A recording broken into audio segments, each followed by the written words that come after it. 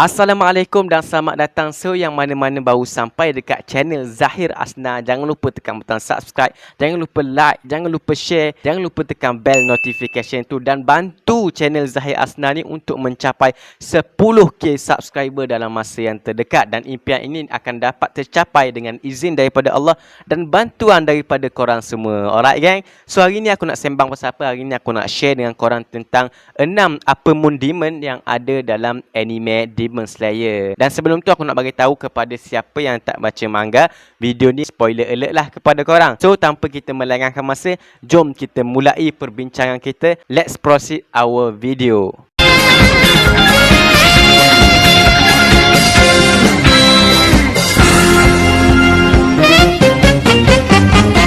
Apa moon demon yang keenam iaitu Gyotaro dan Daki. Gyotaro dan Daki ni merupakan sepasang adik-beradik dan mereka ni sangat-sangatlah kuat lah. Kita dapat lihat kekuatan mereka iaitu si Gyotaro, si abang ni, dia melancarkan serangan menggunakan racun, manakala adik dia iaitu si Daki ni dia menggunakan selendang dia untuk melakukan serangan.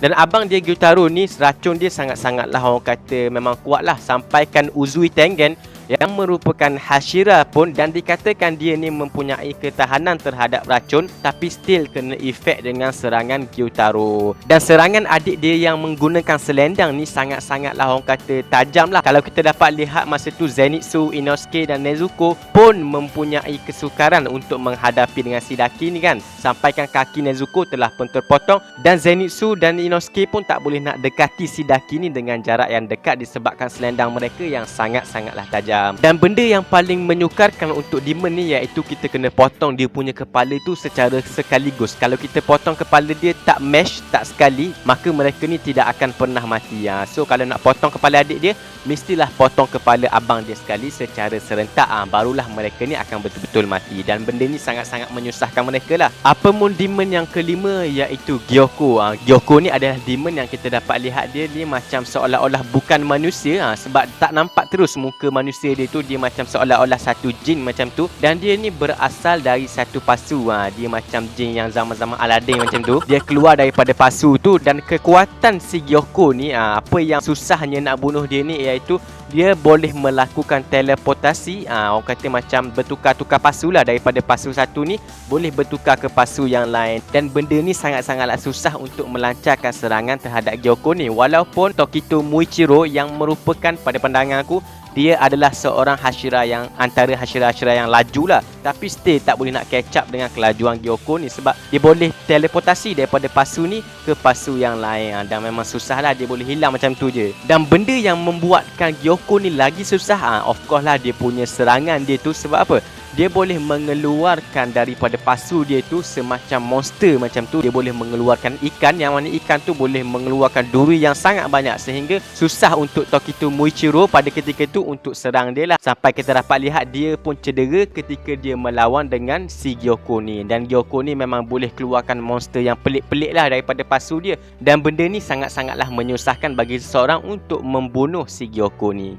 Apa moon demon yang keempat iaitu Hatengu. Hatengu ni adalah demon yang kita lihat macam seakan-akan tua macam tu. Dan dia ni antara kelebihan dia ialah dia boleh menyembunyikan hawa keberadaan dia. Dia hadir dan kita tak akan dapat detect kehadiran dia. Even Tanjiro sendiri pun yang merupakan seorang yang mempunyai deria bau yang sangat tajam, tak boleh nak detect kehadiran demon ni. Memang sangat berbahayalah kalau kita hadapi dengan demon ni. Dia macam seolah Kaito Kid macam tu. Dia boleh menyelinap dan boleh menyembunyikan kehadiran dia.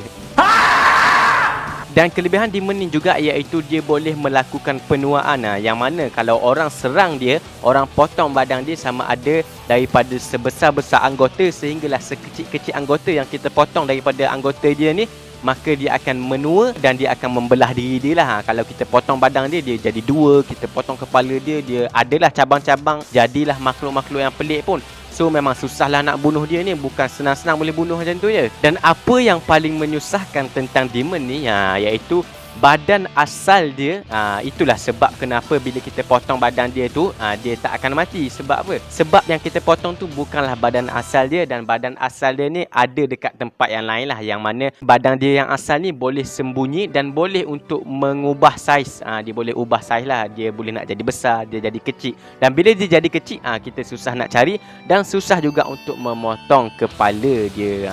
Itulah yang menjadikan kita lambat untuk menang bila lawan dengan Hatengu ni. Apamon demon yang ketiga iaitu Akaza. Akaza ni antara demon yang famous. Kalau korang tengok dia punya movie dia iaitu Mugen Train, korang akan tahulah kekuatan Akaza ni macam mana. Akaza ni adalah salah satu demon yang mampu untuk bertarung secara freehand dengan jarak yang dekat dengan waktu yang boleh tahan lama lah.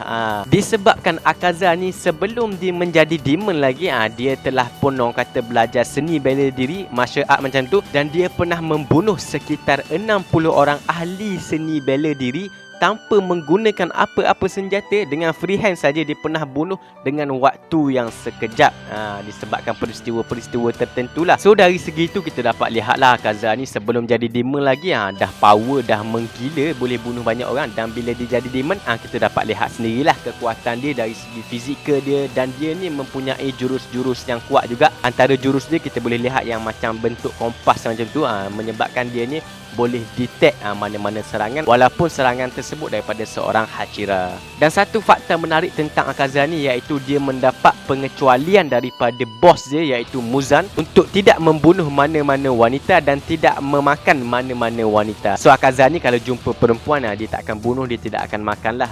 Itu kelebihan Akaza ni.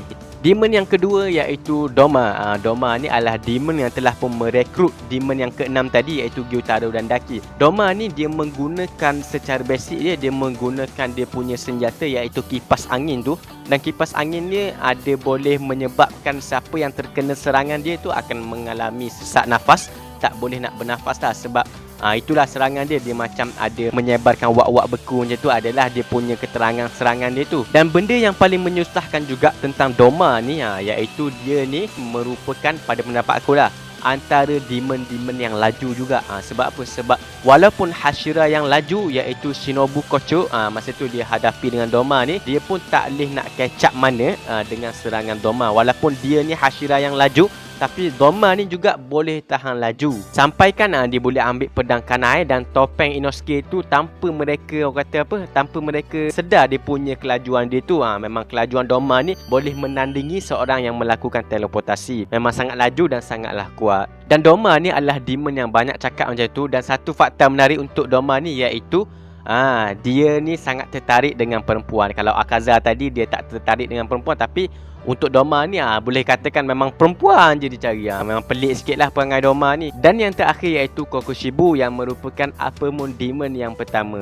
Kokushibo ni adalah the strongest demon after Muzan. Pada pendapat aku lah, memang dah nama pun demon yang pertama kan, mestilah dia ni orang yang kedua yang terkuat selepas Muzan. Dan apa yang lebihnya tentang Kokushibo ni iaitu dia melawan musuh dia bukan dengan cara demon-demon yang lain menggunakan senjata juga, tapi pedang dia ni boleh diperbuat daripada daging dia. Dan cara dia melawan musuh dia iaitu menggunakan teknik breeding. Yang mana teknik breeding ni adalah teknik yang sama digunakan oleh para Hashira ataupun Demon Slayer lah. Sebab apa? Sebab Kokushibo ni merupakan bekas seorang Demon Slayer. Dan lepas tu dia direkrut oleh Muzan dan akhirnya dia menjadi Demon. Sampaikan nak menang dengan dia tu perlukan tenaga yang sangat banyak lah. Antaranya iaitu Demon Slayer yang paling kuat iaitu Himejima Gyome, ada Shinazugawa Sanemi, ada banyak lagi lah orang-orang yang bekerjasama untuk menumpaskan Kokushibo ni. Dan dari segi fizik Kokushibo ni memang sangat-sangat kuat lah, kita tak nafikan. Lebih-lebih lagi ditambah lagi dengan teknik breeding dia yang mempunyai pernafasan bulan sebanyak 16 pernafasan.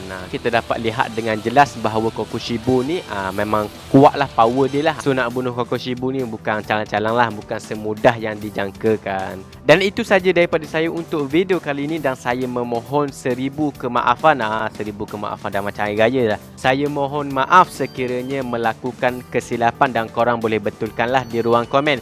Dan terima kasih sekali lagi, teruskan support channel Zahir Asna untuk channel Zahir Asna mencapai 10k subscriber dalam masa yang terdekat. Akhir kalam daripada saya, tak ada Tuhan selain Allah.